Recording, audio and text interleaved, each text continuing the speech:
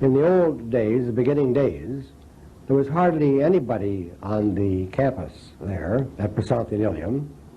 The first time I came, my wife and I, in January of 1968, there were only 6 or 8 foreign people in the entire campus. There were no new buildings, just the Mandir, before the present additions to the Mandir, and 2 or 3 old ramshackle buildings in which a few people lived.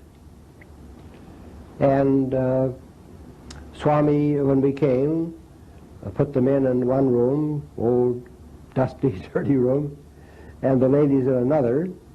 And then he would come every morning and spend an hour and a half or 2 hours talking to us, and come back in the afternoon and spend an hour and a half or 2 hours talking to us, day after day, for all the 10 days that we were there. Ask him any question that we wanted to, and he would answer. And he would send food to us, and a peculiar thing we noticed was that the food came in these Indian canisters, various segments for different kinds of food. And when we started, there were perhaps 8 foreigners and perhaps 6 or 7 Indians in the group. And gradually, their schedules took them away, and they left. And when it was down to about 4 of us, we noticed the peculiar thing, and that was that the level of food in the canisters stayed precisely the same, no matter how many people had been taking food from the canister. When there were the 12 or 14 people, the canister went down the food level a certain amount. When there were only 4 or 5 of us, exactly the same amount. So the food just multiplied naturally. And of course, in those early days also, Swami himself would walk through the crowd and individually give every person sweets and sometimes amrit out of a container. And although there might be 2,000 or 3,000 people there, yet the little container that Swami carried never was empty, always was full. And so I've had all those talks with Swami. In the early days, when we were first there, the first couple of years, we were staying in a room which faced Swami's room above the Mandir. And he didn't have anyone to talk to. So he would come to the window and wave me like that. Come up, Hislop. Come up and talk. So I would come up into the room and we would have a long chat. One time I asked him, I said, Swami, you have the job, I don't say you, I never address him in the second person, always the third person. I said, Swami, Swami has to look after the entire universe. The stars, the distant galaxies. He has to look after all the people in the world, the people who worship God that don't even know about Swami, he takes care of them too. The colleges, the schools, devotees in all parts of the world. With that tremendous burden of work, how does Swami have time to sit here and talk to the likes of me? And he said, Hislop is not like that at all. He said, it's like when you start a car and you turn the key in the car and the engine starts and then the engine just runs. No attention is needed to it. So he said the universe is like that.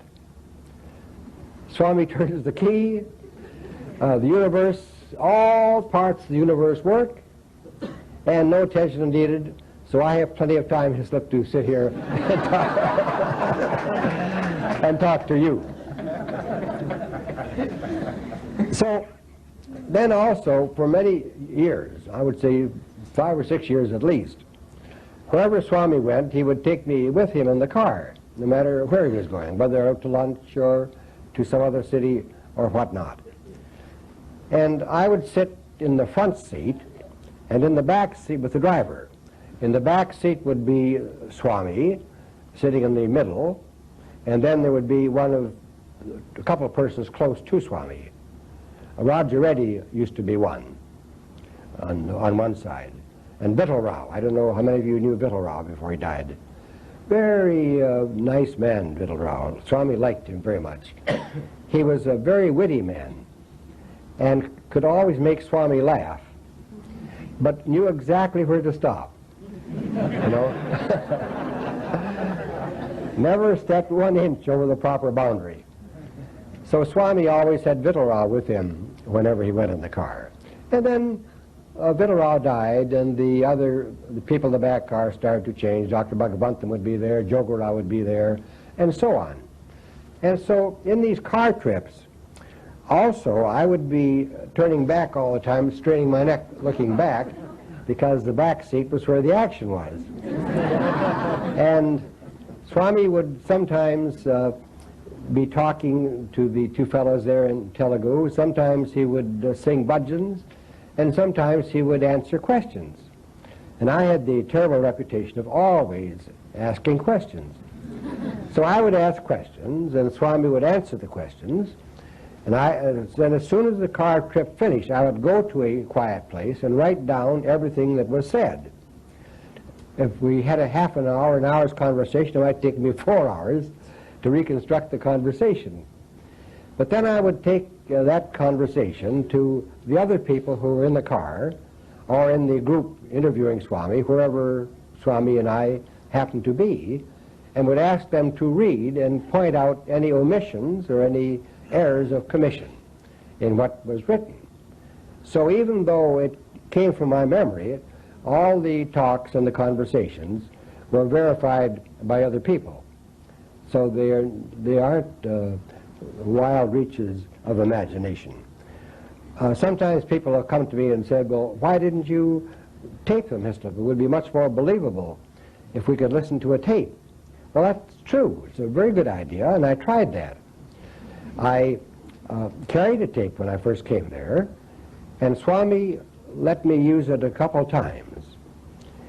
And so one time I said to him, this was when the old cottage was there at Brindavan, before this new lotus-like building which is now there, which is a new home. And that cottage had a big veranda.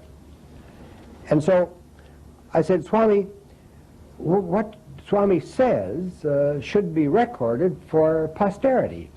All these wonderful things are said and nobody puts them down or does anything about them. So I said, that's right, it should. So I said, all right, Swami, when shall I come tomorrow morning? Well, you come at 10 o'clock. Right. So I would come at 10 o'clock, have the tape recorder there, and then I would ask a question and put the machine on. And Swami would say, I don't think that one should be recorded. So off went the machine. Until finally he told me, Hislop, don't use that tape recorder anymore. He said, the tape recorder's up here.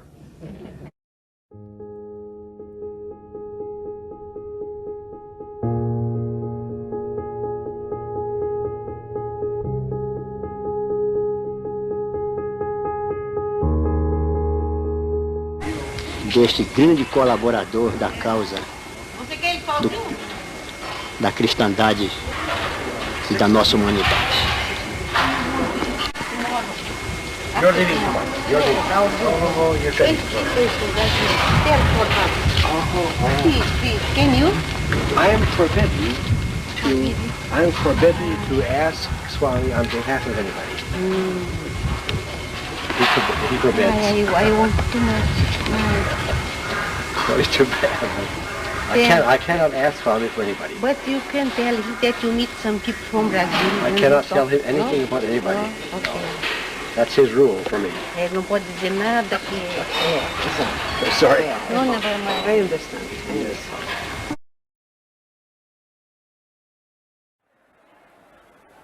In my humble opinion, Swami is no other than the omnipresent divine principle, incarnate in human form.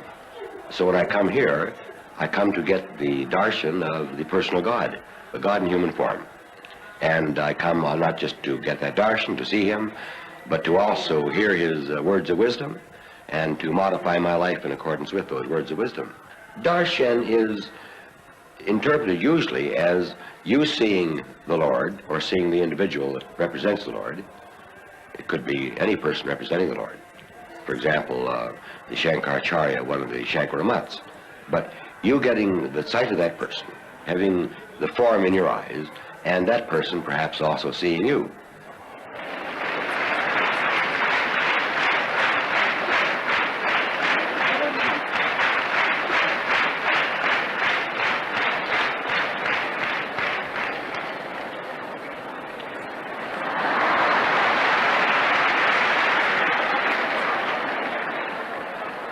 In terms of the, I suppose you could call it the lowest order of miracle, that is the one that Swami seems to think least important, is the production of objects. This particular ring, he had given me another ring with a large picture, a plain gold ring. I broke the enamel on the ring. And so one day Swami took the ring off from me and put it between thumb and forefinger like that and gave one puff, and the old ring was gone and this ring was here. Now, I've seen many, many things such as that produced. So I've seen productions all the way from changing a piece of rock into candy to the production of objects like this, which are no different than those things manufactured in ordinary commerce. That is, they last forever, just like things are in ordinary commerce. There's no difference. It's not something magic that disappears in a few days. It's just the same sort of thing that you find in a jewelry store. Baba says that they are simply his calling cards. He says that they are natural to him. They're part of his divinity. It's not that he has acquired certain powers as yogis do and then exhibits those powers. These things, all of nature is at his command. The moment he thinks of a thing, it's done. It's accomplished. No time lost. And so he says that I give my devotees that which they want, so that they then will listen to that which I wish to give them, which is that they should develop the quality of love in their heart and love every person, because that person is God. Every person is God.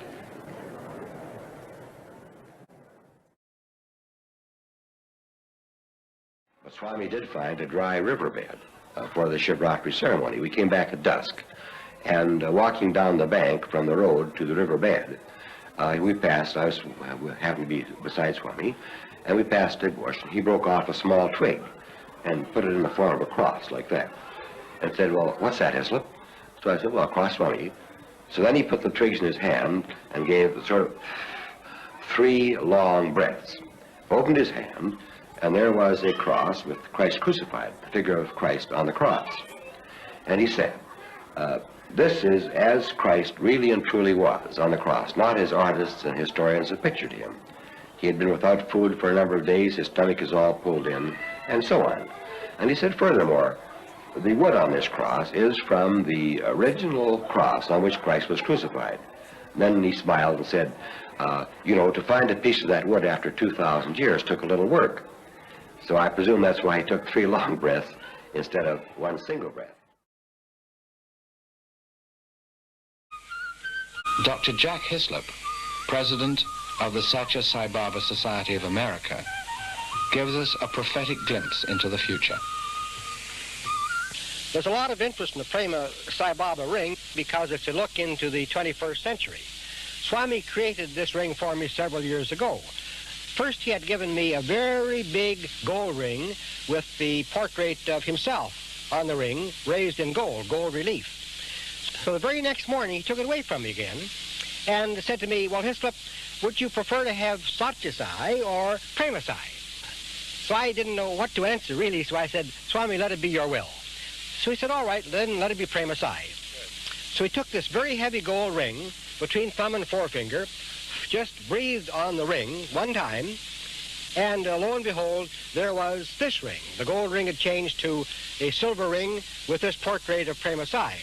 Prema, of course, means love, and Prema Sai is the incarnation of Sathya Sai Baba, which will herald an era of peace and love in the Western world.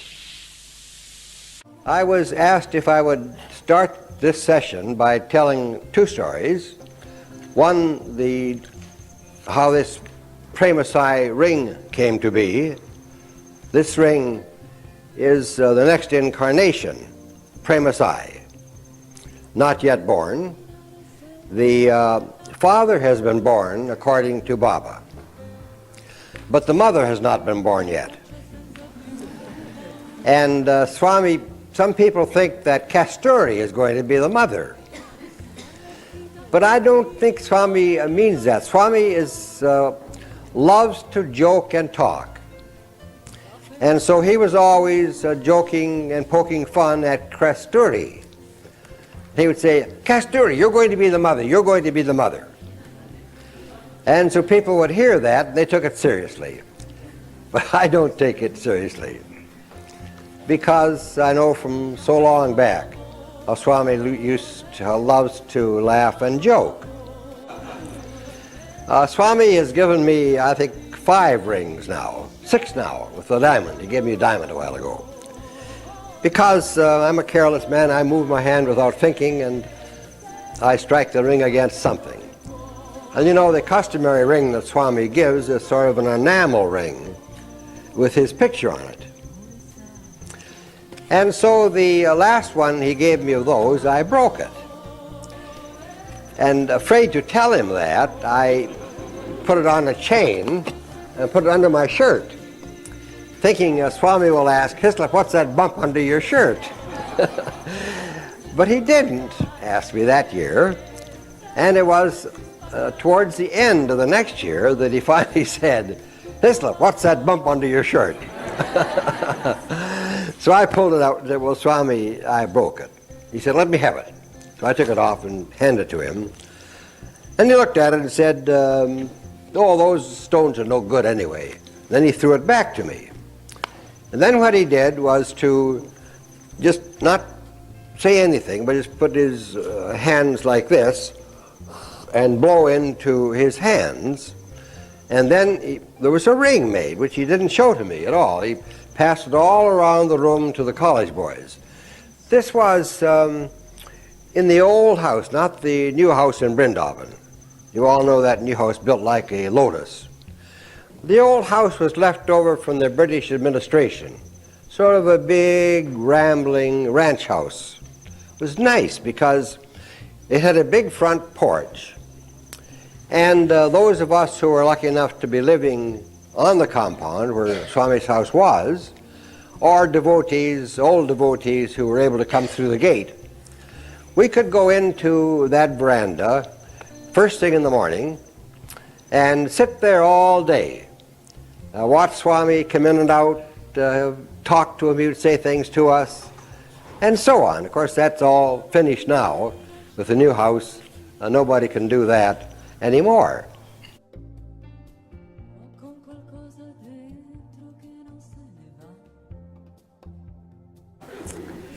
It was at one of those meetings that Swami then made the ring, which he didn't show me, passed all around the boys, and then he finally gave it to me.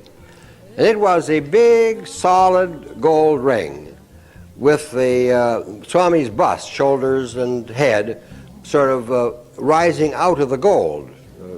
Must have weighed, I think, 2 ounces. It was heavy, heavy as could be. So he finally gave it to me. So my wife and I were very pleased that night with the ring. And then in the morning, every morning we go there, and so then he said to me, Hislop, give me the ring. I only had it one night. And so I gave him the gold ring. So then he passed it all around amongst the boys, and then came back and said, well, Hislop, would you like a picture of Swami on your ring or a picture of Shirdi Sai? What could I say? There's Swami standing right in front of me. You know, so I didn't answer at all. And so then Swami takes the ring and he goes around and shows it to all the boys again. And then he comes back to me and says, well, Hislop, what will it be? Shirdi Sai or Sathya Sai? So fortunately, diplomacy came to my aid. And I said, Swami, you choose. So he said, well, you already have Sathya Sai, so let it be Prema Sai. So then he took that very heavy gold ring and blew on it, and then Prema Sai ring came out. So that's the Prema Sai ring. It's the only likeness of Prema Sai that exists. There has been a picture passed around which is supposed to be a Prema Sai. I showed Swami a picture, a copy of the picture. And Swami said, no, just artist's fancy, not Prema Sai.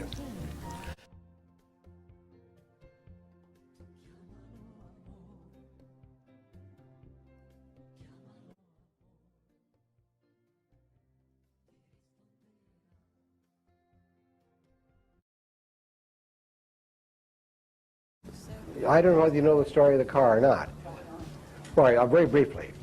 We were coming back from Brindavan to the hotel in the city.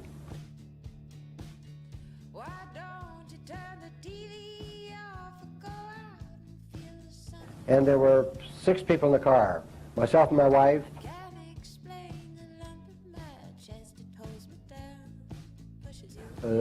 New Yorker and his wife and the daughter. They'd come from New York to rescue their daughter from the hippie community in India and took her back home.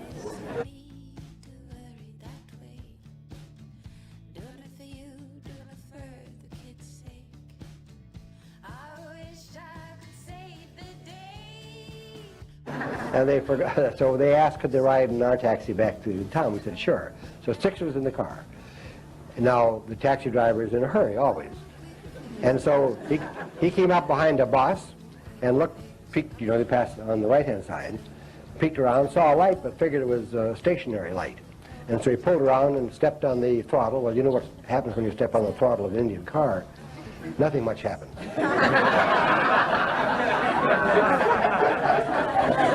We all had experience, I see. All right, so we started to pull around beside the bus.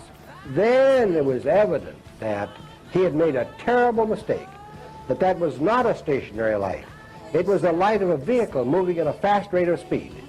Now, when you're faced with a head-on collision, one car will at least take to the ditch because it'll be less dangerous than a head-on collision. But that couldn't happen. On our left side was the bus. On our right side was a high row of road repairing material.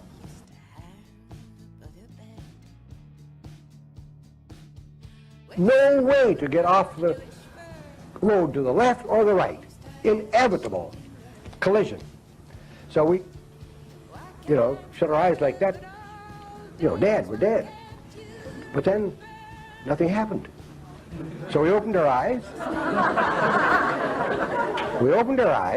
And there we were going around the front of the bus. We looked quickly behind us through the windshield, and there were the lights of the other car receding behind us. So when we saw Swami the next morning, I threw myself at his feet and said, Lord, you saved our life last night. He said, yes, that was very funny, wasn't it?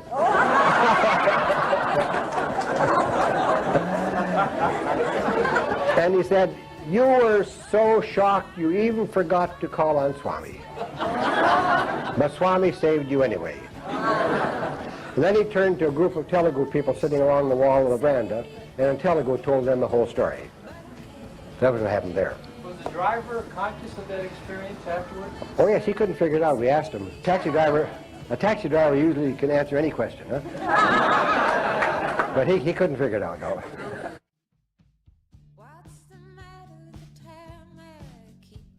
You know, Heidi, there's a famous story that Dr. Hislop told about being in the car going from Whitefield, and it was with your parents and you and him, and you passed another car, and it was like, it should have been. Why don't you tell that story? Yeah, well, it was after darshan in Swami's house. We're going back to Bangalore in the evening, and you know how cab drivers there drive like, you know, insanely.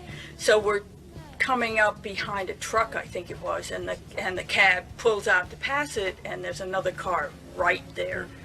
And my mother, who was sitting on the outside, I guess I was in the middle between my mother and father, said that she saw big mounds of dirt at the side of the road, so there was no way our taxi could pull off the road, and it was just like we were going to be like this in the next second. And before we knew it, that car was behind us going on down the road, and it was as though either we had been dematerialized and set on the other side, or that car had been. It was just, it was so weird, like you didn't believe what had happened had happened.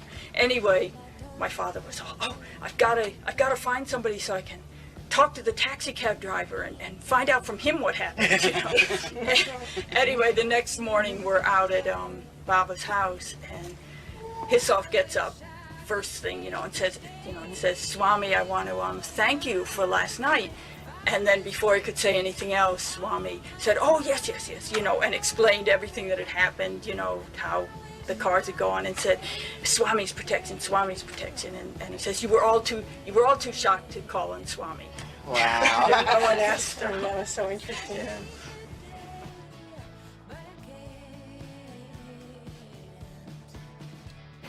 And I came to India in January of '71, and I had been there almost exactly 2 years when my parents came to visit in January of '73. And we were very fortunate to be called into Swami's house. Some few fortunate people could go in every morning and be in Swami's house, and he would come in and out and talk to people and sometimes give a little discourse, whatever. 15 miles east of the city of Bangalore, on the railway line to Madras, lies Whitefield, where Sai Baba has a residence called Vrindavan. Here at Vrindavan, Sai Baba walks daily among those who gather on the grounds of the compound as he gives darshan, translated as the sight and presence of a holy man. This constant accessibility is a welcome surprise to those who come expecting a figure of such towering spirituality to be remote and somehow unapproachable.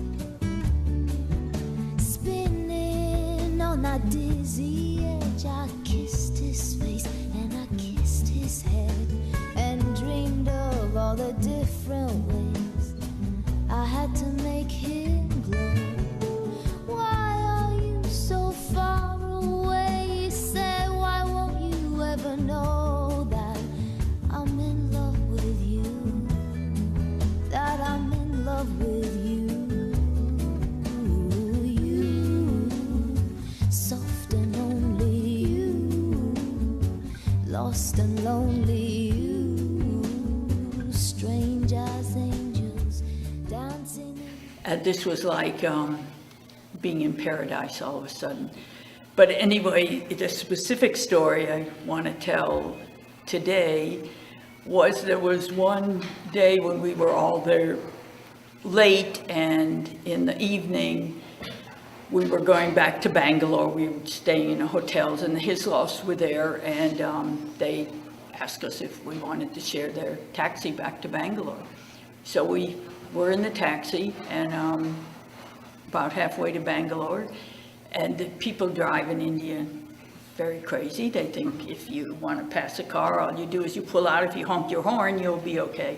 So our driver did that, pulled out around a lorry, except that as soon as he got out, there was another car right there coming at us, and you just knew that it would be a second and before there was a collision. However, instead of a collision, in the next second, the car was behind us. I turned around, I could see its lights going down the road behind us. And we were all just kind of shocked for a few minutes, I think. And then a little later, my father said to Jack Hislop, "Oh, you've got to find a translator and ask the driver, see what happened." Anyway, the next morning, we're back in Swami's house, and Swami had been talking a little bit with us all, and then Hislop got up and bowed and said, "And Swami, we want to thank you for saving us last night," and started to tell what had happened. Swami said, "No." And then he explained, he told us just what all had happened. And then he said, "You were all too shocked to call on Swami." And then he said, "Swamiji's protection, Swamiji's protection." Anyway, this miracle, because I didn't know what else to call it, was so incredible that even now I myself almost cannot believe it. And it all just happened so fast, and yet what could have happened? I mean, it was obvious that 1 minute we were there with a car ready to hit us, and the next minute that car was behind us. And I've thought about this many, many times over the years. It's become almost like my own private koan, you know, and also whenever I have doubts or something like that, I think of this, and I don't know, I certainly don't know how, I don't know why. All I know is that this happened, and it was an incredible experience, and I keep thinking, what does it really mean to me? I think in the beginning, I thought, oh, Swami was saving Jack Hislop because he writes all these books, you know, and he's a great devotee and all this stuff. But then, over the years, I came to think, no, you know, it's every one of us in that car was important, really. So I have to see what did that thing mean to me, and it has meant a great deal to me over all these years.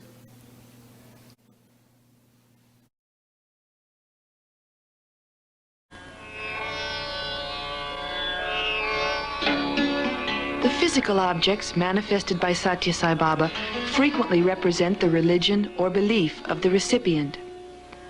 Dr. John Hislop, head of the Sathya Sai Council of the Americas, relates an experience when Sai Baba created a unique crucifix and presented it to him. We were in India in the Bandipur forest at the time of Mahashivaratri, and Swami was driving around through the forest with several people to locate a place where the ceremony could be held. And we finally found a dry river bottom, and that evening we all came back again, got out of the cars and started to walk down the slope of the hill towards the dry river bottom. I happened to be walking beside Swami, and we passed a small bush. And Swami picked off 2 twigs and held them in the form of a cross like that, and said, Hislop, what is that? I said, well, Swami, it's a cross. So he then put the 2 twigs in his hand like that, and blew 3 times on his hand, and opened his hand, and there was this cross that you see here on the back of my hand. He said, this is Christ as he really and truly was, not as artists and historians have pictured him. His stomach's all drawn in through several days of no food and so on. So I looked at it, and I said, well, Swami, what is that hole at the top of the cross? He said, that is the hole that was made in the cross to hang the cross on a standard. And he said, furthermore, the wood of the cross is a piece of the actual cross upon which Christ was crucified. Then he added, and I can tell you it took a little time and trouble to find a piece of that wood after some 2,000 years.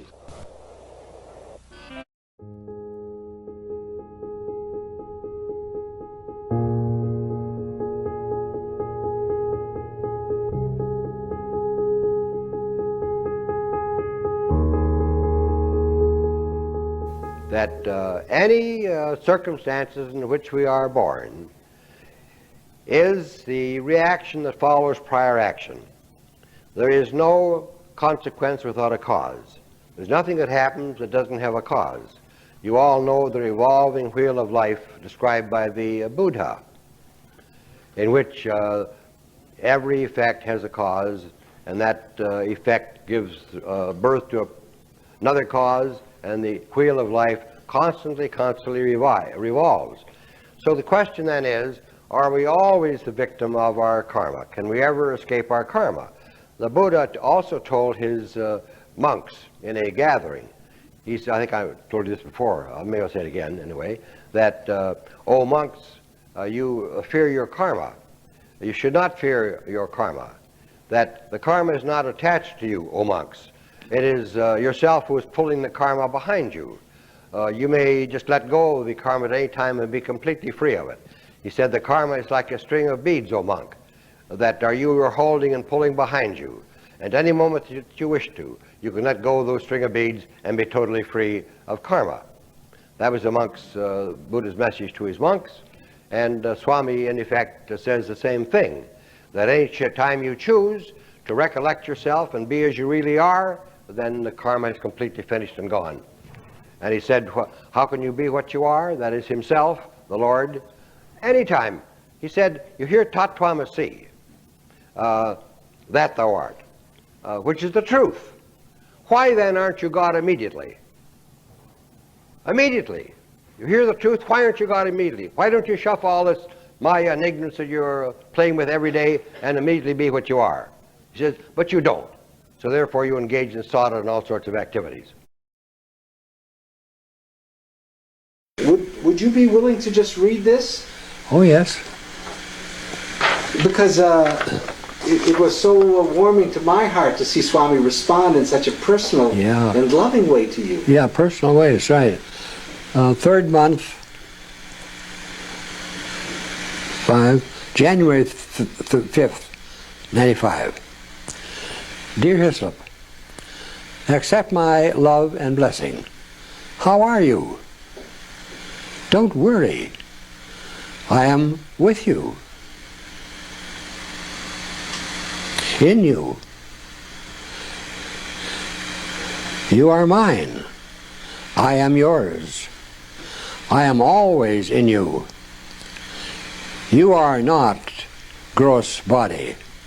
You are not subtle body. You are causal body. Don't worry about physical body. You are infinite, all effective will, the realization of the cosmic divine. My Hislop, be happy. Think about illuminated mind. That is the overmind. That is life. With love and blessings. Tell my love and blessings to your wife. With love, Baba. Yes, a very nice letter.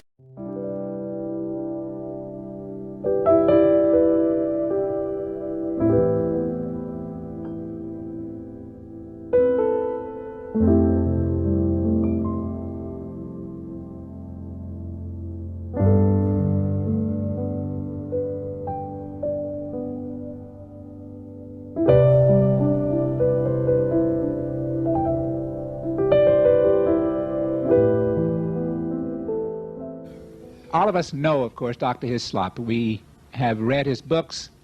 He's been described accurately as the Westerner, that is the the overseas person or the non-Indian who has had more interviews and more time, more opportunity to consult with, ask questions of Swami than anyone else. He has just had, for whatever reason, a spectacular opportunity to get in a position where he could ask the kinds of questions we would all like to have answers of.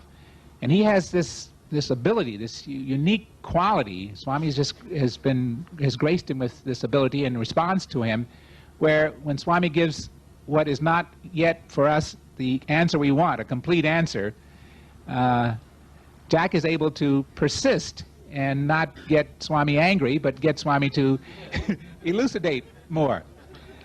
And so we can read conversations, we can read my Baba and I over and over and over again, because what he does is he goes in and without a tape recorder and without, I guess, without a lot of ego, he's able to listen very carefully. He records these things, he makes notes of them right after he comes out of those sessions, and then he's willing to share. And of course in the my Baba and I, you see that he has shared not only these reports, but letters that Swami has written to him. And another thing about Jack is that he is not at all shy about sharing the times when Swami admonishes him. He tells us just as it is. And through the years, people have, on occasions, wondered if this is a particular accurate quote. I can assure you that he is extremely dedicated. He doesn't pull punches. He just tells us and he shares with us, and it's a great opportunity. Swami just can't, in the physical sense that we're in, make these things available to each and every one of us. So he chooses instruments at various times, and he's chosen Jack Hislop to do this. It's our duty to go forward and take advantage of that. And he gets better and better every year, Jack does. He seems to have more energy now than he had 8, 10, 12 years ago. He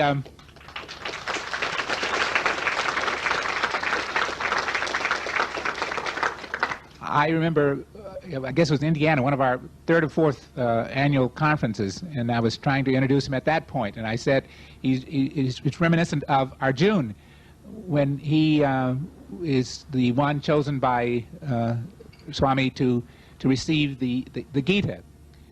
And the question was asked, why not the older brother, Dharmaraja, who was the epitome of Dharma and so forth? And Swami at that time said that it was because Dharmaraja was the embodiment of Dharma, but he had hindsight. He would ask questions and reflect on things after they happened. Arjuna would ask before they would happen, and therefore would have an opportunity not to make some of the mistakes. And I think that's one of the things that Jack does for us. He asks these questions of Swami. He goes into great, great detail. He listens to us when he comes among us, and when he doesn't have the answer, he makes a note. And the very next time he goes to Prasanthi Nilayam, he makes it a point to ask Swami that particular question. So while he's here, you have the opportunity. Alan mentioned that he's going to be available for some special private so-called times, but he's always available the whole 3 days that he's here. And if you can catch him walking back, normally in these public sessions you ask questions that are of general interest. Those private sessions are when you have personal questions, sort of like Swami does. But he's available, and he doesn't mind your asking questions on top of questions. As a matter of fact, he's a little bit upset if you don't take advantage of the time that he's here. So you go ahead and ask him as many questions as you want to. And I'm going to now step aside and give you the opportunity of hearing a presentation from our beloved Dr. John Hislop.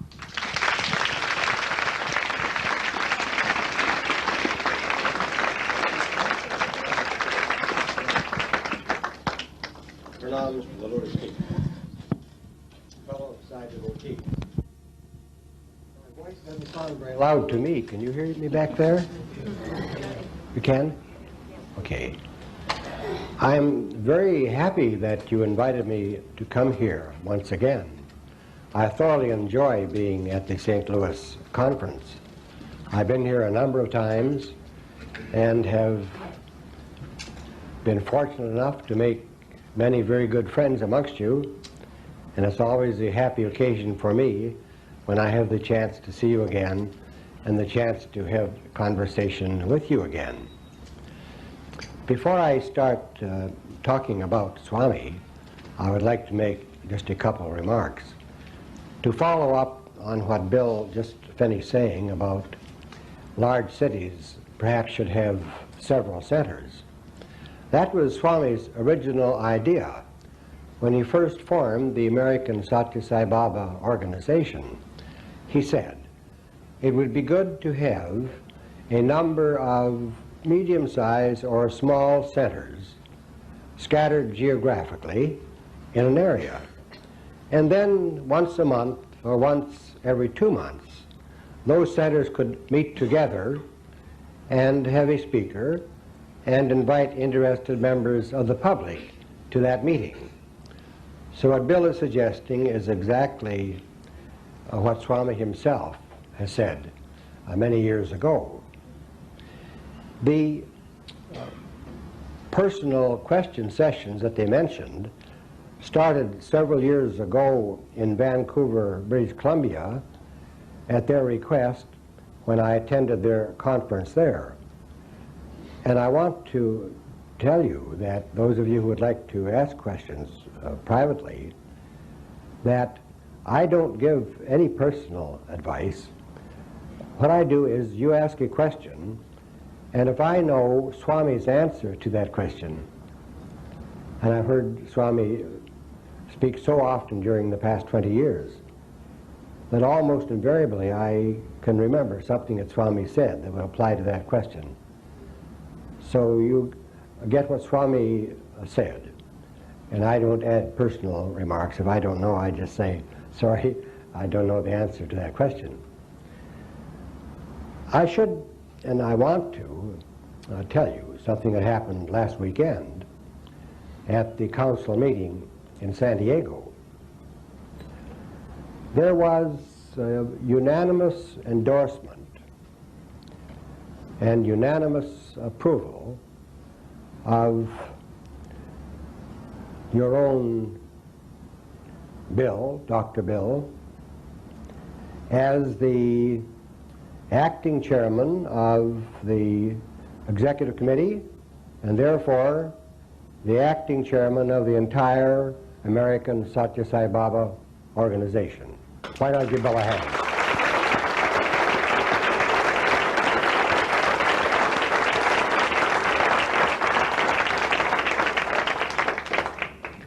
I can tell from your response that you also endorse that appointment. Have you noticed the beautiful work they've done in front of the altar, that lovely arrangement of the flowers and the designs and the altar itself?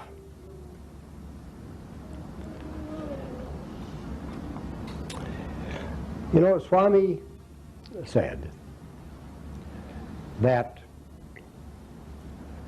there is the Atma and there is the spiritual teaching and there is the longing for enlightenment.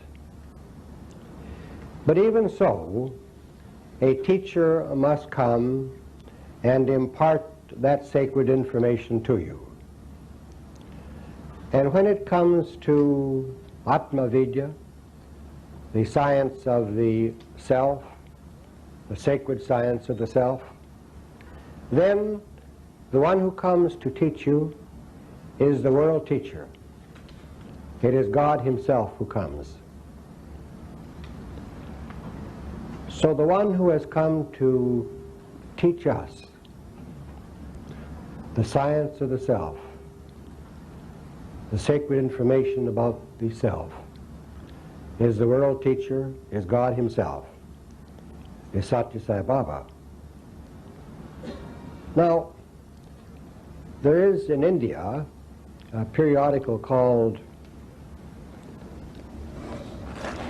the Indian Skeptic, and they engage themselves in practicing skepticism in relation to everybody in the spiritual field. That is, they believe that everyone is a fake, including Swami. And they especially criticize Swami when he says that I am the divine, I am God. The editor sent me 3 copies. So I replied to him and told him that over the last 20 years, my conclusions were quite contrary to his, having seen Swami hundreds of times. And I said that those who criticize Swami for saying that he is God at least should be fair and should complete the sentence, because Swami never stops there. He invariably completes the sentence and says, yes, I am God, but so are you. And the only difference between us is that I know my truth, and you as yet do not know your truth. But otherwise, we are exactly one and the same. The last time I was there, Swami would pass me several times, and each time he would hit me in the shoulder and say, Hislop, no difference between you and me. So that is what he says, always has said, and continues to say it, that you are God. And he says the greatest sin that can be committed by a person is to think that he is other than God, and then fill his mind with thoughts of cravings and of hatred. The man fills his mind with cravings, desires, hatreds, and dislikes, and from that all the troubles that assail the world arise. Now, as Bill said, it is true that I have had many, many conferences with Swami. In the old days, the beginning days, there was hardly anybody on the campus there at Prasanthi Nilayam. The first time I came, my wife and I, in January of 1968, there were only 6 or 8 foreign people in the entire campus. There were no new buildings, just the Mandir, before the present additions to the Mandir, and 2 or 3 old ramshackle buildings in which a few people lived. And Swami, when we came, put the men in one room, old, dusty, dirty room, and the ladies in another, and then he would come every morning and spend an hour and a half or 2 hours talking to us, and come back in the afternoon and spend an hour and a half or 2 hours talking to us, day after day, for all the 10 days that we were there. Ask him any question that we wanted to, and he would answer. And he would send food to us, and a peculiar thing we noticed was that the food came in these Indian canisters, various segments for different kinds of food. And when we started, there were perhaps 8 foreigners and perhaps 6 or 7 Indians in the group. And gradually, their schedules took them away, and they left. And when it was down to about 4 of us, we noticed the peculiar thing, and that was that the level of food in the canisters stayed precisely the same, no matter how many people had been taking food from the canister. When there were the 12 or 14 people, the canister went down the food level a certain amount. When there were only 4 or 5 of us, exactly the same amount. So the food just multiplied naturally.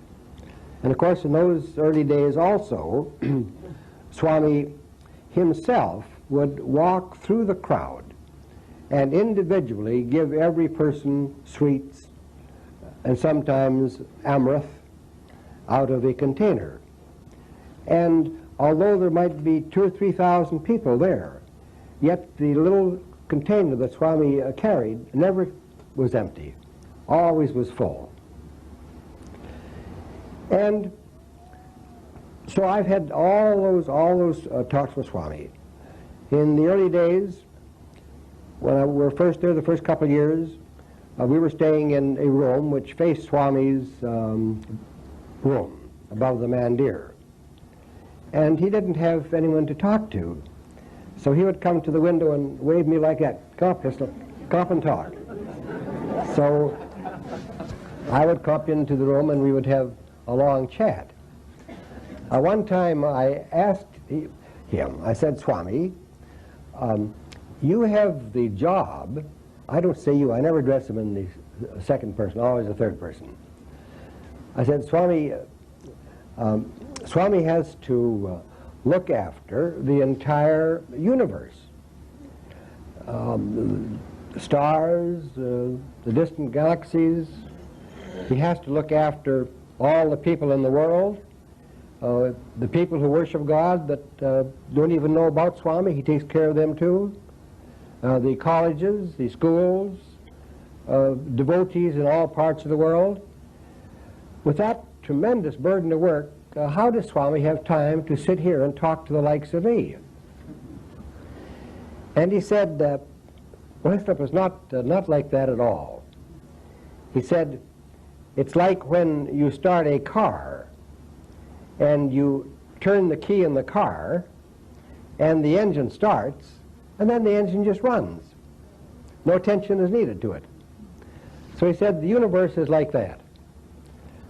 Swami turns the key, the universe, all parts of the universe work, and no attention is needed, so I have plenty of time, Hislop, to sit here and talk to you. So then also, for many years, I would say 5 or 6 years at least, wherever Swami went, he would take me with him in the car, no matter where he was going, whether out to lunch or to some other city or whatnot. And I would sit in the front seat and in the back seat with the driver. In the back seat would be Swami sitting in the middle, and then there would be a couple of persons close to Swami. Roger Reddy used to be one on one side. And Vittal Rao, I don't know how many of you knew Vittal Rao before he died. Very nice man, Vittal Rao. Swami liked him very much. He was a very witty man and could always make Swami laugh, but knew exactly where to stop. You know? Never stepped 1 inch over the proper boundary. So Swami always had Vittal Rao with him whenever he went in the car. And then Vittal Rao died, and the people in the back car started to change. Dr. Bhagavantam would be there, Jogo Rao would be there, and so on. And so in these car trips, also I would be turning back all the time, straining my neck, looking back, because the back seat was where the action was. And Swami would sometimes be talking to the two fellows there in Telugu. Sometimes he would sing bhajans, and sometimes he would answer questions. And I had the terrible reputation of always asking questions. So I would ask questions, and Swami would answer the questions, and then as soon as the car trip finished, I would go to a quiet place and write down everything that was said. If we had a half an hour, an hour's conversation, it might take me 4 hours to reconstruct the conversation. But then I would take that conversation to the other people who were in the car or in the group interviewing Swami, wherever Swami and I happened to be, and would ask them to read and point out any omissions or any errors of commission in what was written. So even though it came from my memory, all the talks and the conversations were verified by other people. So they aren't wild reaches of imagination. Sometimes people have come to me and said, well, why didn't you tape them, Hislop? It would be much more believable if we could listen to a tape. Well, that's true. It's a very good idea, and I tried that. I carried a tape when I first came there, and Swami let me use it a couple times. And so one time I said to him, this was when the old cottage was there at Vrindavan. before this new lotus-like building which is now there, which is a new home. And that cottage had a big veranda. And so I said, Swami, what Swami says should be recorded for posterity. All these wonderful things are said and nobody puts them down or does anything about them. So I said, that's right, it should. So I said, all right, Swami, when shall I come tomorrow morning? Well, you come at 10 o'clock. All right. So I would come at 10 o'clock, have the tape recorder there, and then I would ask a question and put the machine on. That's why I would say, I don't think that one should be recorded. So off went the machine. Until finally he told me, Hislop, don't use that tape recorder anymore. He said, the tape recorder is up here in your mind. And very often people ask, I want to love Swami, but I don't find any feeling of love in my heart. So how can I learn how to love Swami?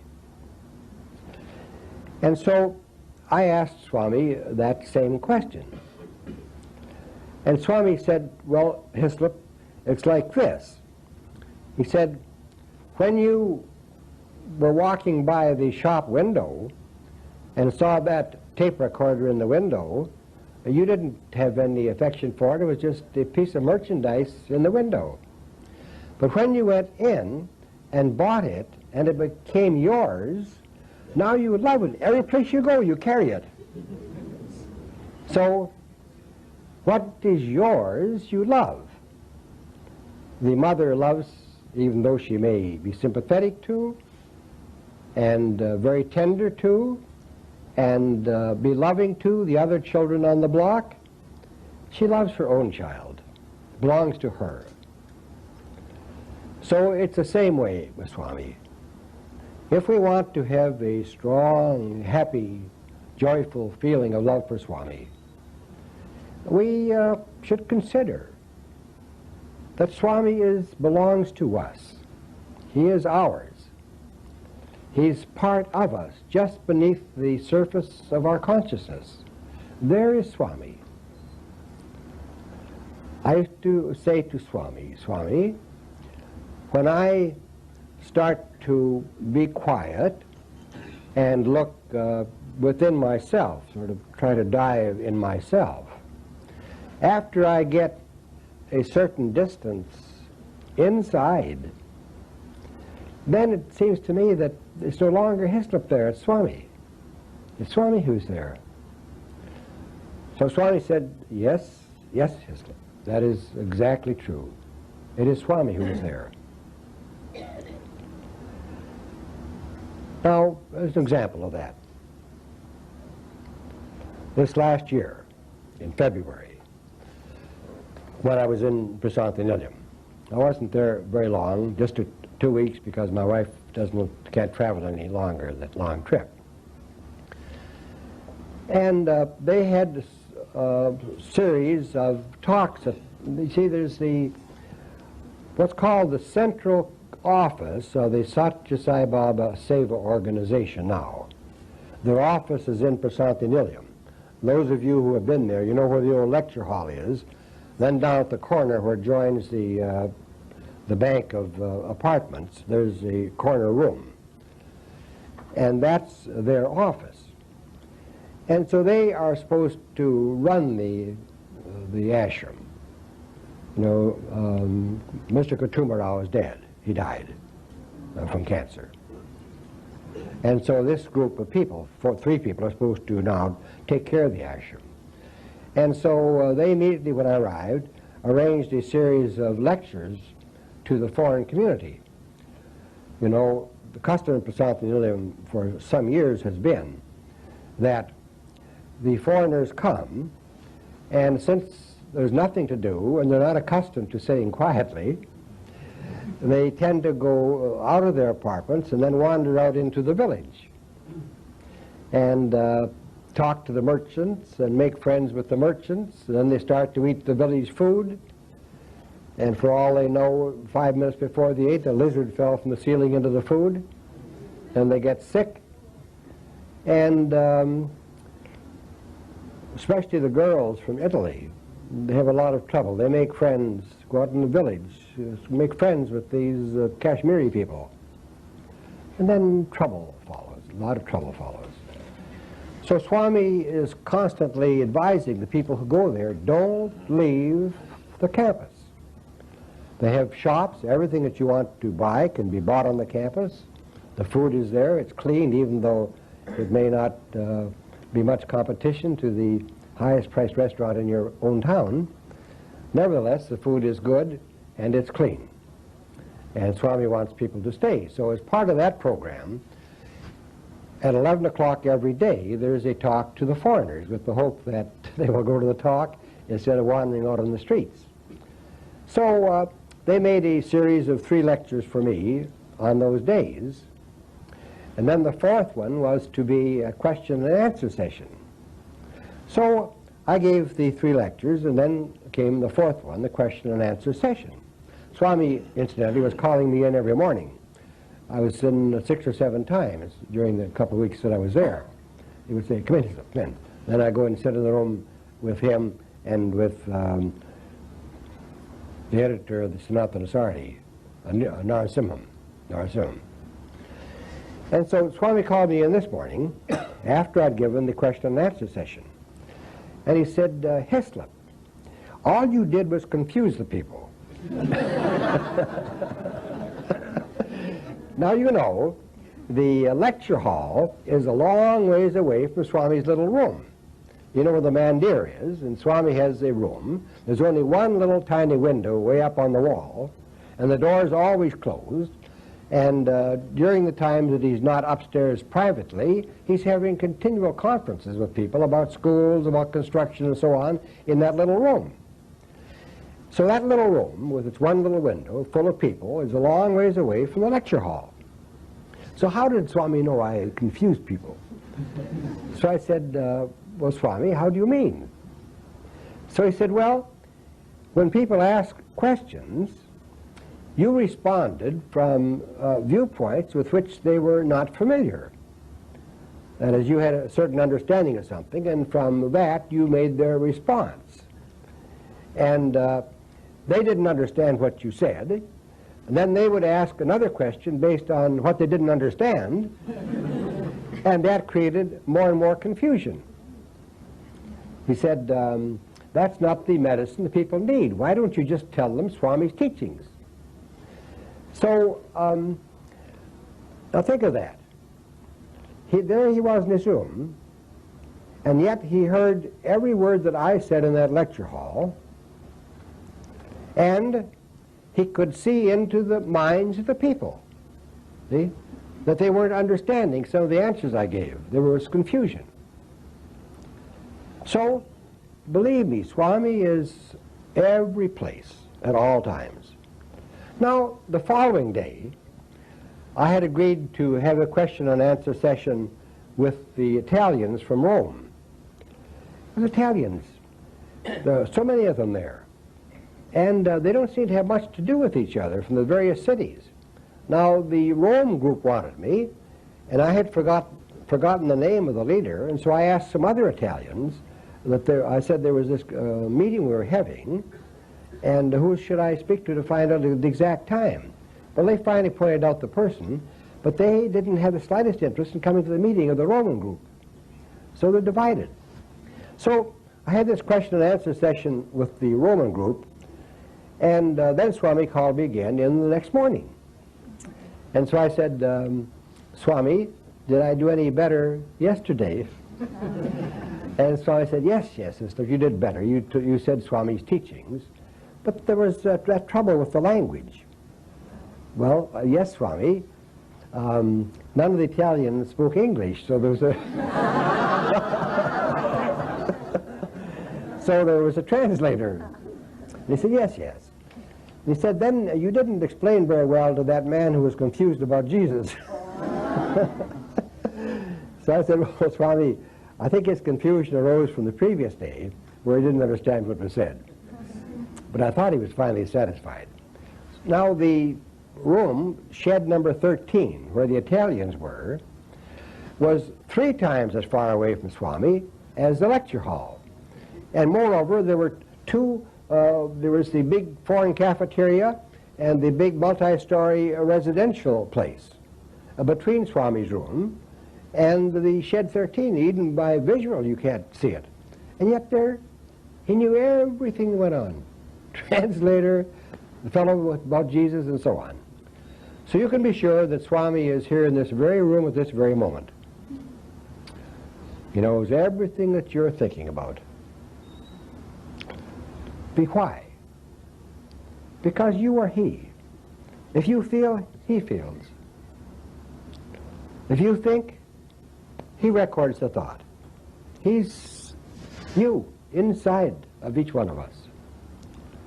And Swami says that our greatest sin is to deny that, and not to realize that, and to instead let the mind get filled with thoughts of hatred and cravings, giving rise to all the trouble in the world.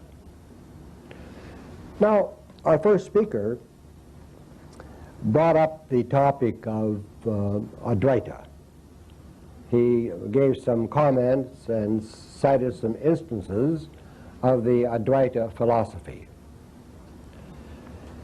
And I think that we should have a fairly reasonable concept of what Advaita is all about. Because Swami more and more is making remarks based on the Advaita philosophy. And in fact, he said in a couple of discourses that we should now study and learn something about Advaita. Now, what is Advaita? Advaita is part of Vedanta. It's the Vedanta analysis of the human person. Just as a scientist in the laboratory dissects an insect or a plant or a tree or whatever he's studying in minute detail. If he's operating on an animal or a cadaver, for example, he tries to get insight into all the thousands of little nerves in the body and how they affect one another. It's a minute analysis of the subject under investigation. So in the Advaita philosophy, then, there is made such a minute analysis of the human person. Now, you've all heard about Maya and all sorts of things said about Maya.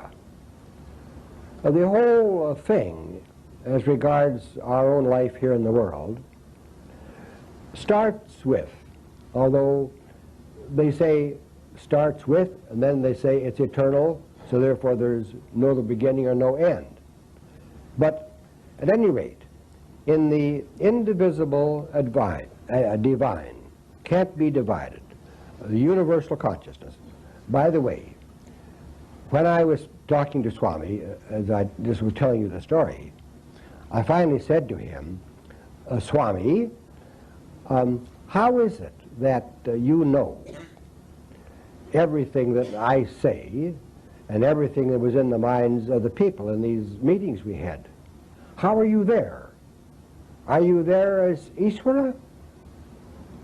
How are you there, Swami? How do you know that? This room has walls and only a window. You can't see through those walls. Who can see through those walls? How were you in that meeting, Swami? So he said, Hislop, I was there as universal consciousness. He is universal consciousness. That consciousness which informs every thing of creation, even sticks and stones have that consciousness. You remember the story of, if you happen to read in the book, the story of the Saris in Bombay, where the Saris started to weep and cry, and the box was all wet from their tears, because Swami rejected them and sent them back to the merchant. He wouldn't take them to use as gifts for the ladies he wanted to make gifts to. So even the granite, the stone, has consciousness, although it can't speak. In fact, Swami says that this process of evolution, which has the present result of all we human beings sitting together in this room, starts with the granite. And then, for that consciousness is locked up in the granite. Then that consciousness makes a quantum leap, not an incremental advance, but a quantum leap from the granite to the vegetable, the vegetation. After all, the stone crumbles and makes soil and makes minerals, and the vegetation uses that for its growth. So the consciousness makes a quantum leap and becomes the consciousness of the vegetable. Then the vegetation is eaten by animals. They survive on the vegetation.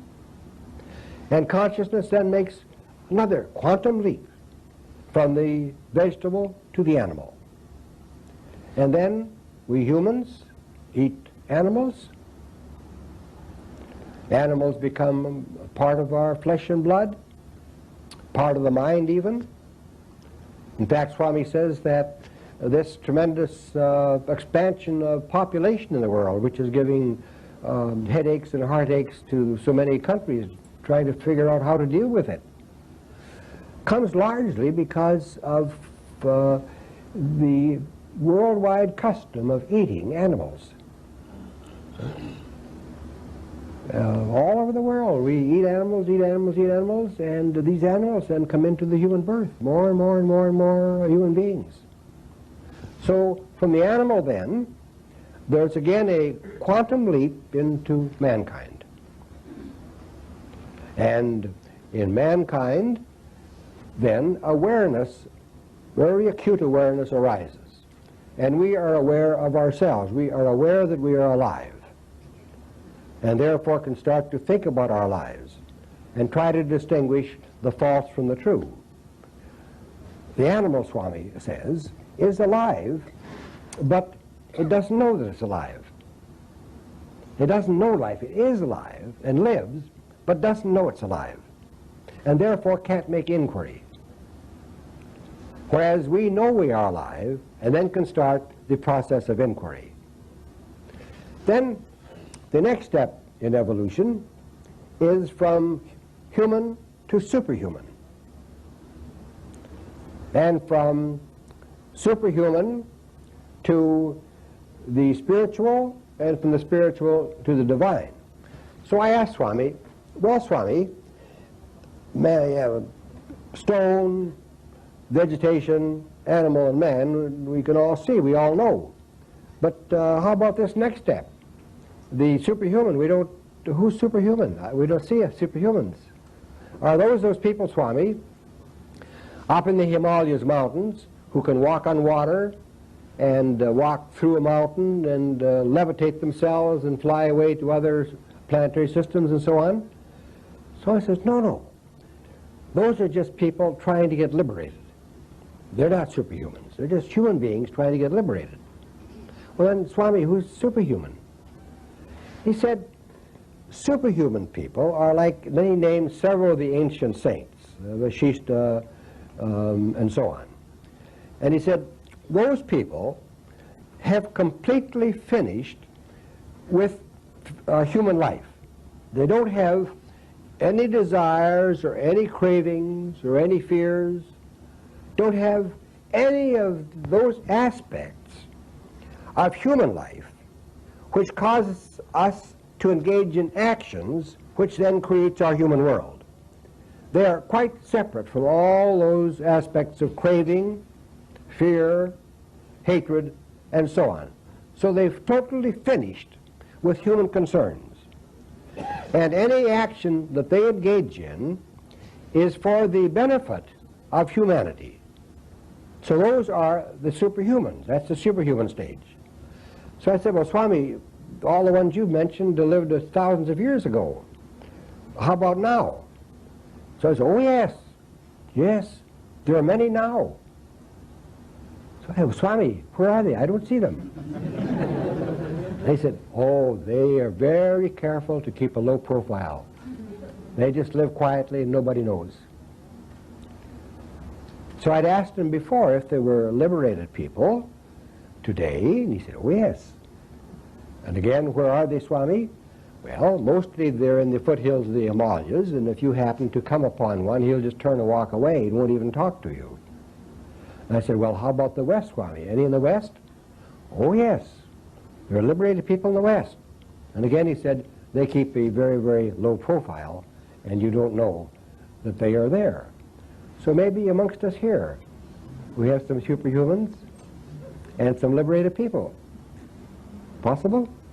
We wouldn't know, only they know. So, then how does all this business of evolution, coming up to the human and beyond the human, this is all part of Advaita. How does that start? In the indivisible divine, the universal consciousness, Maya arises without motivation, without incentive. Swami says, just like a bubble of air rising from the mud at the bottom of the lake and then coming to the surface and bursting on the surface, just like in a fire, sparks fly out of the fire. Now the sparks are not different from the fire. They are part of the fire, and yet they spring away from the fire and have a separate existence. In that same way, in the universal consciousness, in the indivisible absolute, Maya arises. And Maya then manifests itself as mind. Maya manifests as mind. And as soon as mind is manifest, then all of the tendencies which lie at the root of the mind start to flower and grow and then manifest as the external universe. So the mind creates the external universe. Now, as Adi Shankara, you all are familiar with the name Adi Shankara, the great Indian philosopher of the early Middle Ages, who was fully liberated at the age of about 5 or 6, and then walked throughout India teaching. And he's the one who, from the Vedas, codified the Advaita philosophy. And according to him, and we can all see that what he says is true, and Swami has repeated the same. You know, Swami says, I do not teach other than what has been taught for ages past. So, he points out that in our lives, right now, or any time, the only thing that we experience directly, direct experience, not secondhand, not implied, but see, directly I touch this and move the cover. That's direct, nothing in between. The only thing in all of our existence that we experience in that way directly, without something else being in between, is our thoughts. Our thoughts we experience directly. That's the only thing we experience directly. Therefore, everything else that we experience is the result of thought. Thought, then, manifests as all the objects of the world. Now, they point out that we can quite easily understand that, even though when it's said, as I have said it, it seems strange, odd, and unbelievable. Yet, if we will think of our dream, we go to sleep, and this material world, this solid material world, which we have to be so careful, otherwise we injure ourselves and injure others and so on, this solid material world doesn't exist for us in the dream. It's completely disappeared. We're gone in the dream world.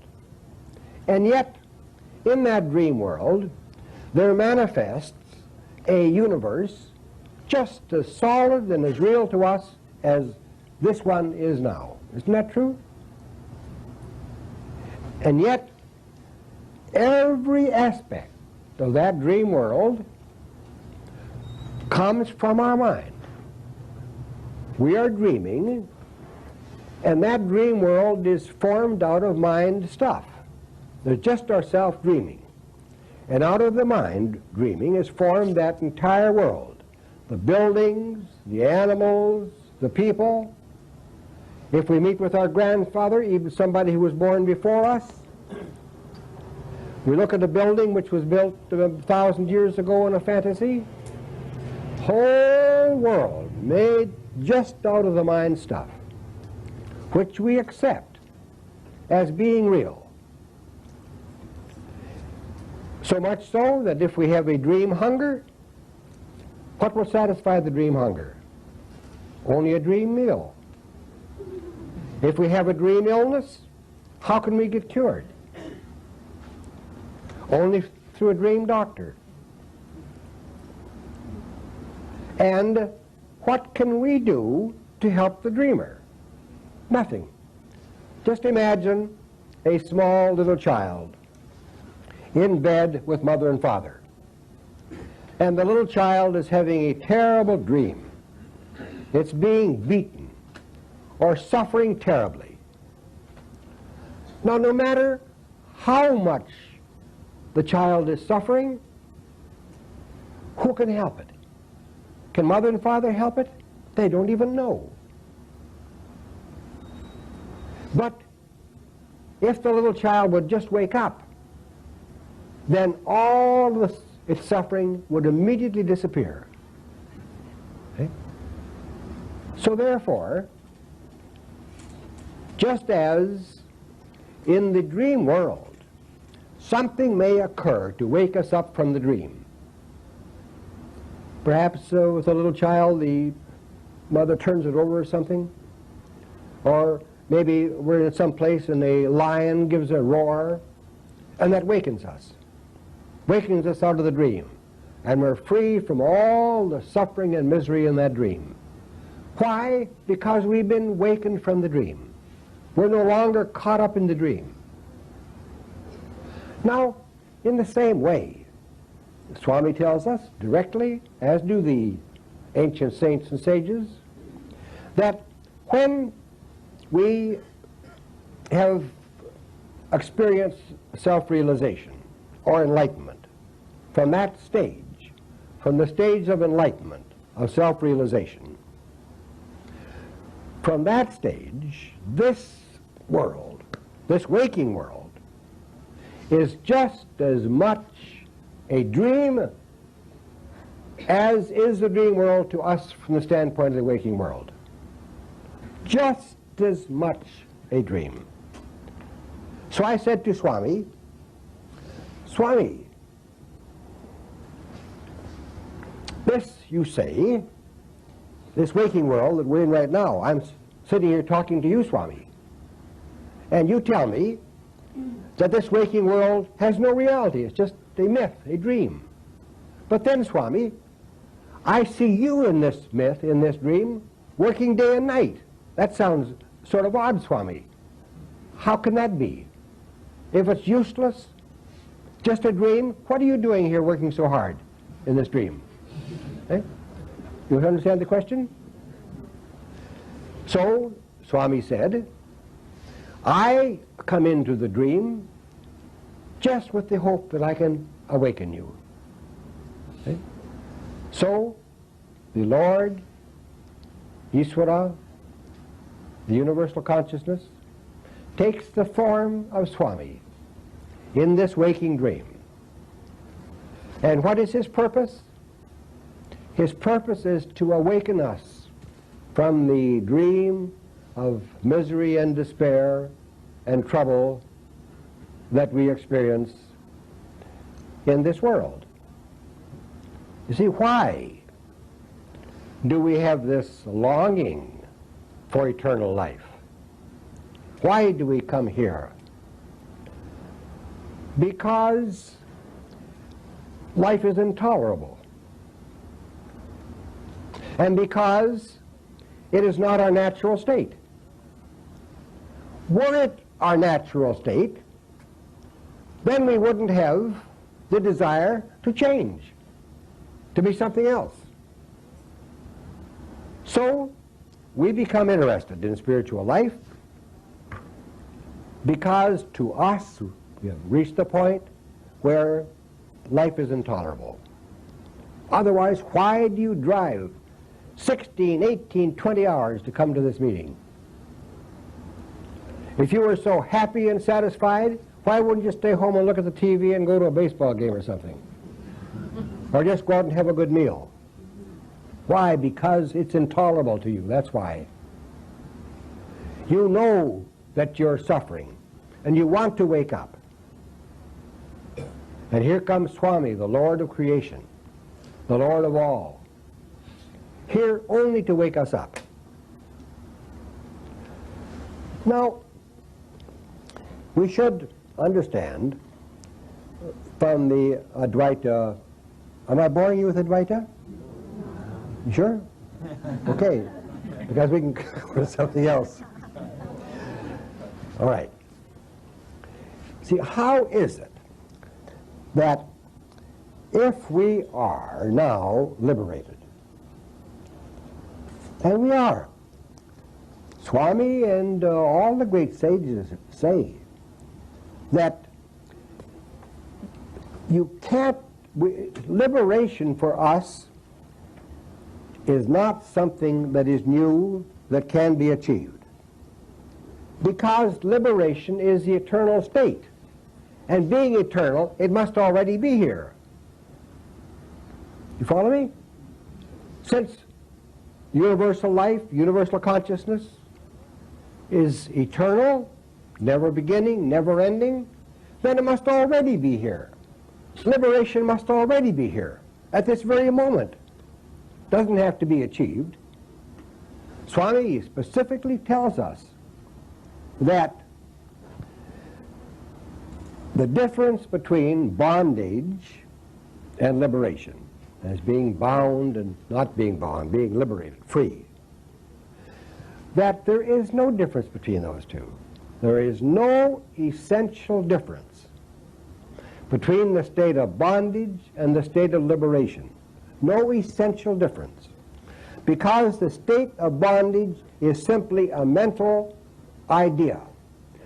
In our minds, we consider ourselves as these miserable small human beings, heir to all the ills of the world, and refuse to consider ourselves as being the eternal absolute.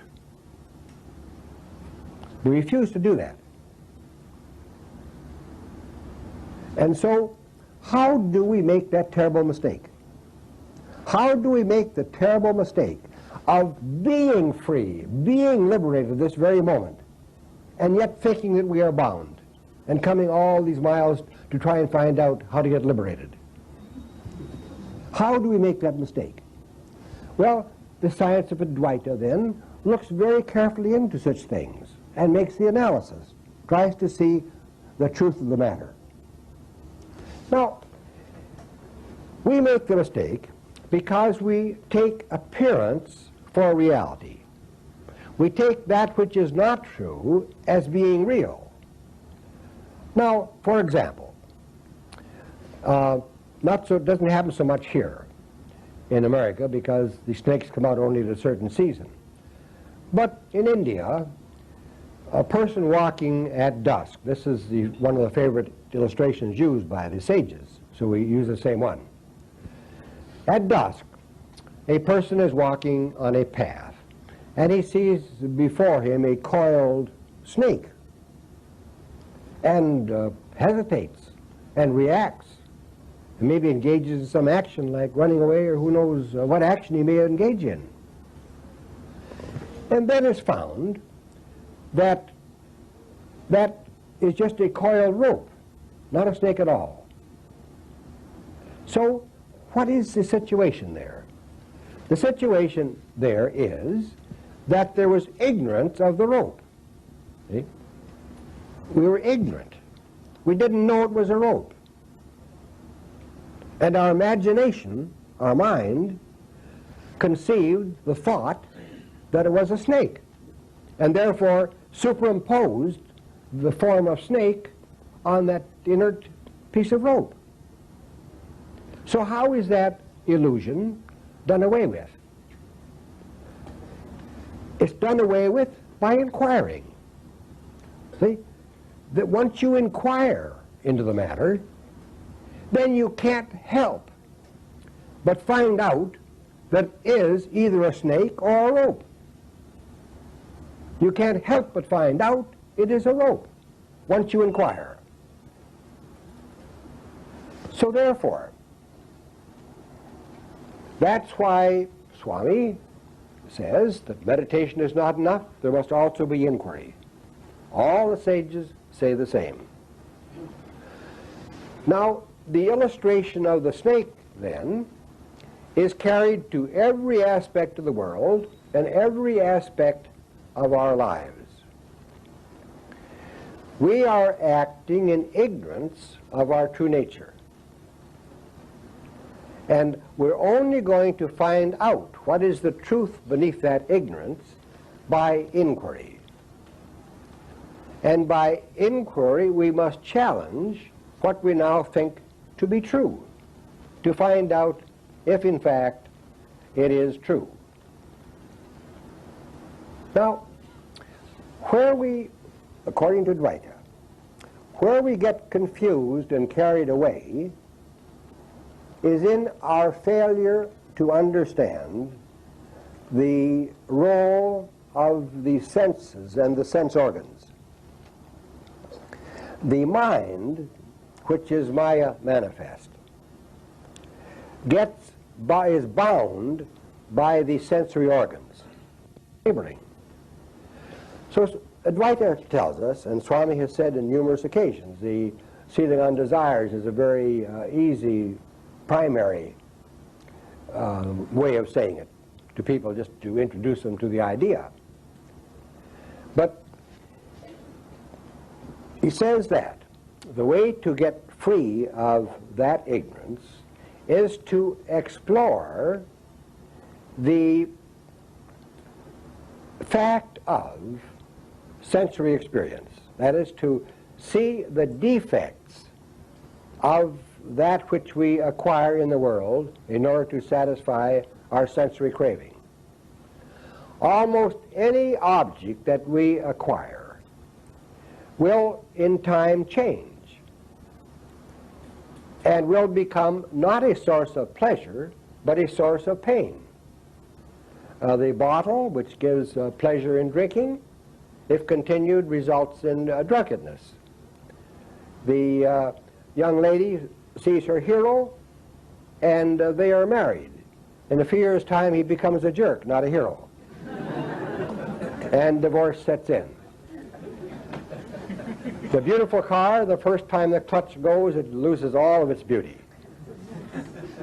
So if we will examine the objects of the world and see that the pleasure that they provide us really is very temporary and in fact will lead to various unhappinesses and sufferings in our lives, then as we see that, we can become detached from that process.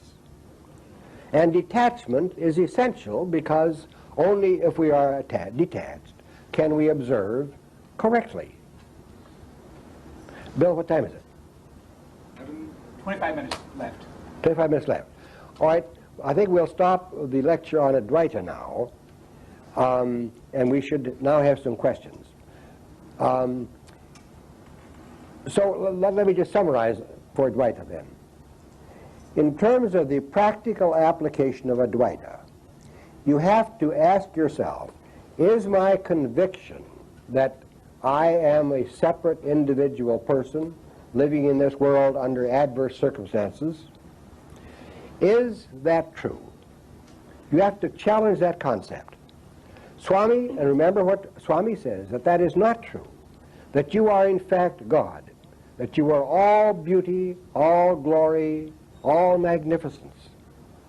He says that when you realize and see your own beauty, then you are free and realized, because nothing else can compare to the beauty and the glory of you, the divine person. And the way to achieve that divinity is to just deny, flatly deny, the validity of other ideas, which have been propagated and put in your mind by other people, starting when you were born, by your parents, by the newspapers, by the magazines, by schooling. It's been pounded into us from the earliest days that we are limited individuals. Swami says absolutely not true. We are the unlimited universal consciousness. And therefore, if we realize that, even though the events of the physical world continue as they did before due to karma, yet they do not affect us because we are detached. We take the position of the witness, the divine witness, seeing all the play of the world before us. Swami said that we should think of ourselves and see ourselves as actors in a play, playing a part, but on our way home to God. That is how we should see ourselves. And that will occur only if we take such statements seriously and start to examine to see whether or not all the things we spend our life desiring and acquiring, if they really give the satisfaction that we think they do at first. They don't. Therefore become detached. Start to make inquiry, take the position that you are God, you are divine, you are magnificent, you are the glory of the whole universe. Swami says that the person of himself, the person of Swami, is just an infinitesimal part of the glory of God, and that we are that full glory. So deny that we can be described as persons. Deny that our life is circumscribed by the things that happen to us. Deny that the thoughts that we think are genuine. The only thing genuine in the whole process is this I, this feeling of I, which continues unchanged in the waking state, in the dream state, and in the deep sleep state. That's which continues, that I which continues. That is what we should look at. They tell us to say, I am Brahma, Tat Tvamasi, that am I. But the I is there. So why should we say, I am that, I am Brahma, when I is already Brahma? So look to that in one's life, which is permanent, which is always there, daytime, sleeping time, or whatever, and give attention to that I. Follow that I to its source, where it arises, and this whole myth explodes. And then we can, according to Swami, we can then use all the objects of the world to their best advantage. We don't have to give up the objects, the cars, the houses, and so forth and so on. What we have to give up, if we wish to realize what we really are, what we have to give up is our attachment to those. Our attachment to them, not the things themselves. Detachment really means giving the best use to every object in the world, making the best use of every object in the world. Not to give it up and go away from it, but to free ourselves from the attachment to it and then use it, enjoy it, make proper use of it. It won't harm us at all. So that is an overall view of Advaita. And now we should have questions. Questions are much more important than anything that I can say, because what I say often goes in one ear and out the other, and I don't explain well enough or lengthily enough. But you have questions, and those are the important things. How do you know when you're doing it right? How do you know? The question is, how do you know when you're doing it right? You know when you consult your conscience. Swami says that the conscience is God in every person. Now, normally, we don't consult our conscience. We consult what other people say is right. What society says is right, or our parents say is right, or our wife or husband says is right. We don't turn inward and consult our conscience. If we put all of the things aside and ask our conscience, it will tell us if we're right or wrong. Next question? I don't know if you answered it here, but since inquiry is a process coming out of the activity of the mind, isn't inquiry itself an illusion? Yes, of course it is. You see, just as the illusion of sickness in a dream has to be cured by a dream doctor, likewise, the illusion of being bound in this waking dream world has to be cured by the illusion of the Master's teaching. Next one? Yes, sir? What is the best way to understand when we're inquiring on something and it's actually coming from the conscience as opposed to mental chatter? The question is, how can we distinguish between the conscience and what the mind tells us? Practice. See, so far we don't consult our conscience. What we should do is to sit quietly. Now, Swami gives an example. He says that if you have a question that you don't really know the answer to, and you've read Swami and still don't know the answer, then you can ask him directly in this way. Sit quietly for about 20 minutes and think only of Swami as being in the heart, as being your reality. Think of him. See his form. See his face. Remember his sayings. Every time the mind starts to wander away, bring it back immediately to thinking about Swami in one way or another. Then after 20 minutes of that, concentrate fully on Swami, ask the question. And within a short time, your mind will be clear and you will know what the answer to the question is. Oh, better. How about from the lady's side? All right. You said we have to follow the eye to the source.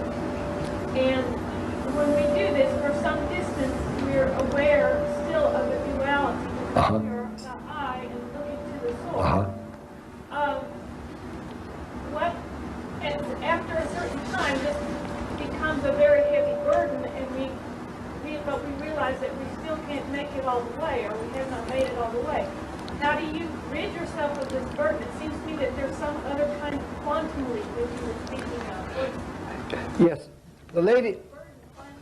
I'll repeat the question. Yeah, the lady says that trying to find the source of the I becomes a task, a burden. You see, it isn't that you try to find in words or in concepts the source of the I. It's just that you give your attention to your feeling of beingness. Now, you see, nobody has to tell you that you're alive. You don't even have to look in the mirror to know that you're alive or that you exist. Okay? You know you exist. Okay? So to trace down the I simply means to stay with that feeling, that primeval feeling of beingness. deep, just follow it deep into yourself. You will find, if you do that, that you come to an area of quietness where you as the questioner don't even exist. Just a vast, endless area of quietness and peace. See, it's just like if you want to know that you are God, then you must concentrate on that idea, and you will transform yourself into God because you are already God. In following the I to find its source, you are that source. You are simply giving room for that which you are to come forth and make itself known. Try that. Next question. Lady side. If all of us think ourselves as God, won't we all be walking with the big ego? Where do you differentiate between God and I? Say it again, dear. I didn't quite hear you. We all walk with that idea that we are all God. We have the idea we're not God, yes. If we think ourselves as God, okay, won't we all be walking with a big ego? Yes, she says that if we have the feeling now that we are God and now we declare we're God, isn't that going to be a big ego? A tremendous ego, in fact. Yes, I would think there would be that danger. But you see, to get to a new land, you must pass through dangers. Dangerous travel. Swami will protect you. See?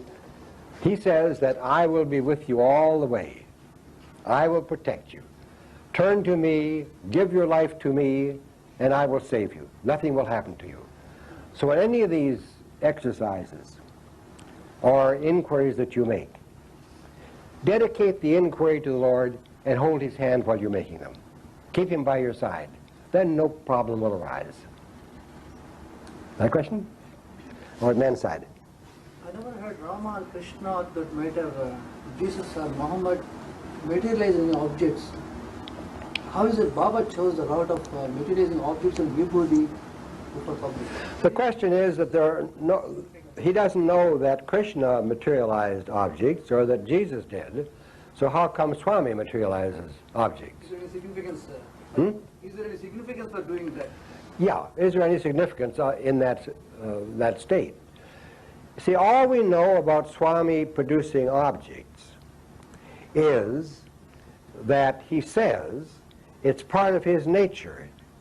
Now yogis, I have been in Burma and India so long, I know yogis in both Burma and India who can produce objects, just like Swami does. See? But, now for example, the ex-governor of Goa, Nakul Sen, told me that there was a fellow who belonged to the court circle there, and he would always have him in when there were guests. This fellow could stand in a circle of maybe 25 people, and he could create 25 different objects, each object being exactly what the person wanted. See? But, said Nakul Sen, he could do that only after praying to the goddess Durga. Only after praying to Durga. Now other yogis engage in yogic exercises to develop those psychic powers. But Swami says that with him it's natural. There's no necessity to practice, no necessity to think. He says that he walks along and the idea occurs to him that he would like to give this lady a japmala. As soon as the idea occurs, there's the japmala. And he does it, he attaches no importance to it. He says that is no sign of divinity, which it isn't. It's duplicated in many parts of the world. No sign of divinity. It's just to please the devotee and make the devotee happy. So the devotee will perhaps listen to Swami and do what Swami really wants the devotee to do. Next question? Where do the human values fit into the context that the only thing that's genuine is the sense of I-ness that's there? Yes, the question is, where does human values fit in to the sense of I-ness? You see, Swami says that in regards to our Sai organization, there are two things to keep in mind. One is not to get involved in money, don't get involved with government, don't get involved with power. That's one thing. The second thing is to do only that which is within your capacity to do. You have limited capacity as a human person. Only do that which is within your capacity to do. And he said, rely on yourself. The Atma doesn't need any help. All right. Then he said that the purpose of the Sai organization is that its members may live an ideal, joyful, happy life. And therefore, we should give careful attention to the ideals of the Sai organization so that we can live ideal lives which will serve as an example to others and therefore help them to also live ideal human lives.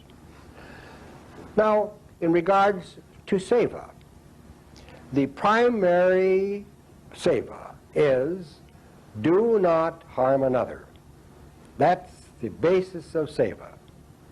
You may think that's a silly, small statement that has no power at all. Just think, at this moment, at every moment of the day, are there not screams of agony rising to the sky all over the world from what ill that one person is doing to another? Screams of agony from all over the world. Suppose that today, that one small, silly little statement, don't harm another, were adopted. Would it not be a new world tomorrow? What a change, a worldwide change, with just that one small thing. Okay? So first, work no harm upon others. Then, if you can conceive of the fact that Swami is not only in your heart, he is the reality of every person that you see, then if you see someone in distress and it's within your capacity to help, why not help? How can you not help? You're serving Swami. Swami says, I don't need your help with the world. God made the world. He's perfectly competent to look after the world. He says that when you do seva, do it to God within that person. Every person, the only reality of that person is God. Therefore, do seva to God. You can't get up in his room at the mandir and massage his feet and prepare his meals. You can't serve God that way. But you can serve God in another person. Now I think it's time for lunch, so let me bring the... You got about 5 more minutes. I was just going to make sure that you defined seva so that people realize, some people don't know, that's a Sanskrit term for service, community service.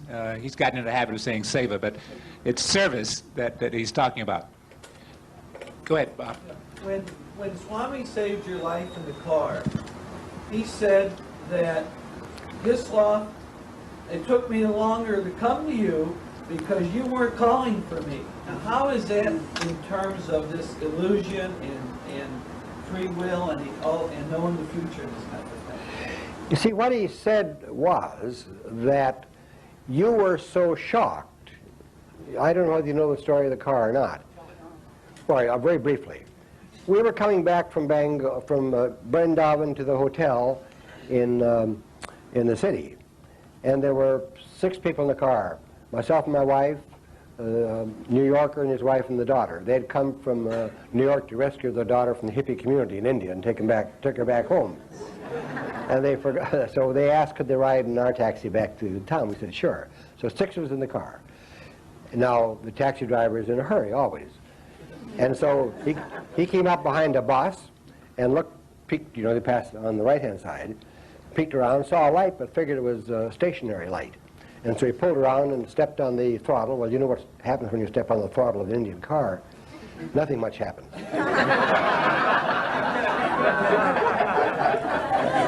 You all had experience, I see. All right. So we started to pull around beside the bus.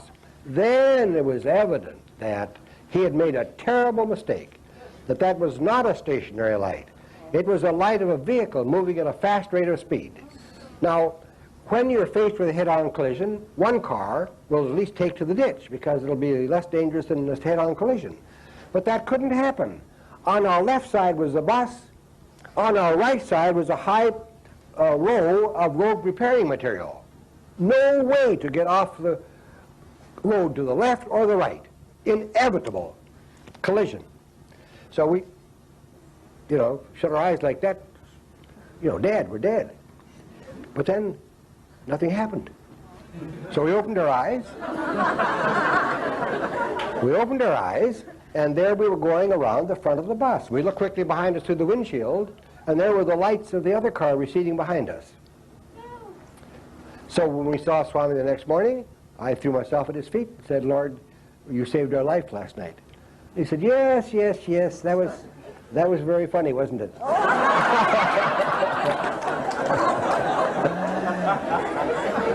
And he said, "You were so shocked you even forgot to call on Swami. But Swami saved you anyway." And then he turned to a group of Telugu people sitting along the wall of the veranda, and in Telugu told them the whole story. That was what happened there. Was the driver conscious of that experience afterwards? Oh yes, he couldn't figure it out. We asked him. A taxi driver usually can answer any question, huh? But he couldn't figure it out, no. He couldn't explain it. I think we're 5 minutes, we're shot now. One more? Okay. Dr. Hislop, a lot of times we make the statement we cannot receive liberation without God's grace. And when we make that statement, without God's grace, and I know if we say nitty all the time, or inquiry, does that mean that God's grace from within us is going to intercede and give us liberation, or are we looking to Swami to say one day in words, you were liberated? Yes, the statement is that Swami has said that now you are entangled in all this mess you created for yourself. Like Hardy and his old pal, what a mess. And he says, but Swami will save you. Only Swami's grace will save you. Now what he means there is the same thing he said, that there is the Atma, there is the spiritual teaching, there is the longing for enlightenment. But yet a teacher must come to convey that sacred information to you, that sacred teaching to you. That's the sense of grace. That is, otherwise it wouldn't occur to us. The perfect illustration, I think, is a child at the seashore when the waves break and there are bubbles, and these bubbles reflect the sun and are beautiful, varied colored bubbles. The child runs down and picks up a handful of bubbles and comes to father and says, "Daddy, I want to take this home with me." And the father says, "Yes, son, I know. But I have to tell you, that's just water. And in a moment it'll be gone." Now, that would never have occurred to the child, you see, by himself. The guru had to come and convey the teaching to him. So in that case, the father was the guru. In the same way, Swami's grace is bringing us this teaching that we read every day in his discourses. In that way, his grace. Otherwise, it wouldn't occur to us. We would be like the people in the middle of, the Mideast. What thoughts do they have of liberation? All they can worry about is how to dodge the next bomb. You see? Okay, I think now we'll. Okay, Sai Ram, thank you very much.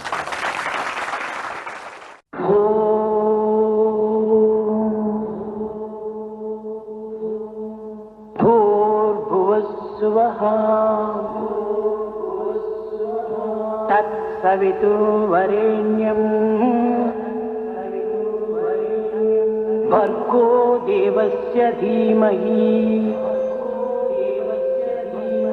धियो यो न प्रचोदयात्